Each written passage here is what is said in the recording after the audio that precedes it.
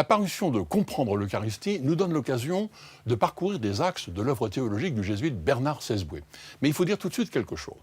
Non seulement Bernard Sesboué a une très grande connaissance de toute la tradition de la pensée de l'Église, mais il a l'esprit clair et la langue limpide, si bien qu'il nous aide beaucoup à comprendre les choses même difficiles. Par exemple, comprendre l'Eucharistie, on discute beaucoup ces temps-ci sur l'ennui à la messe, et il y a sûrement des choses à réfléchir sur la célébration, mais quand même, il est évident qu'il faut commencer d'abord peut-être par réfléchir sur le fond, sur la chose même. Ensuite, la grande spécialité de Bernard Sesboué, c'est la Christologie.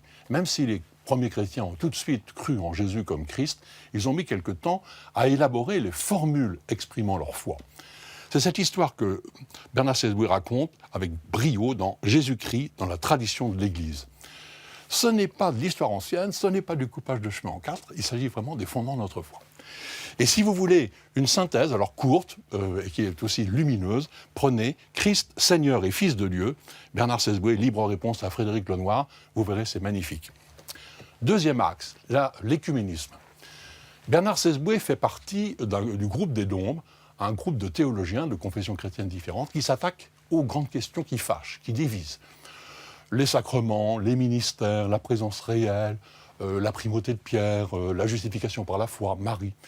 En prenant pour une théologie œcuménique, vous verrez tout le chemin qui a déjà été parcouru, c'est étonnant.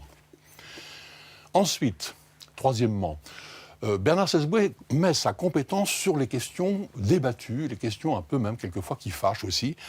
Par exemple, n'ayez pas peur, regard sur l'Église et les ministères d'aujourd'hui, pas besoin de dire l'actualité de cette réflexion qui a déjà quelques années. Et puis, par exemple aussi, la résurrection et la vie. C'est pas si souvent ça qu'on parle de ce qu'on appelait naguère les fins dernières. Et là, en fait, sur le paradis, l'enfer, le purgatoire, Bernard Sesboué, en élargissant le débat, fait toute une théologie de l'espérance chrétienne. Je termine par deux livres récents, tout à fait intéressants et importants. D'abord, Jésus, voici l'homme. Si Dieu s'est fait homme, on a tout intérêt à regarder comment Jésus a vécu son humanité en parcourant les évangiles. Et un livre qui vient de sortir en poche, L'homme, merveille de Dieu. On sait bien que sur les grandes questions morales, il faut d'abord regarder les fondamentaux de la conception que l'on a de l'homme. Eh bien, autour de ces notions de création, salut, péché, salut, Bernard Sesboué fait une synthèse remarquable. Voilà. Et si nous faisions un carême un peu théologique, on a tout à y gagner, intelligence, culture, motivation. La foi cherche l'intelligence et le Père Sesboué peut être un bon guide.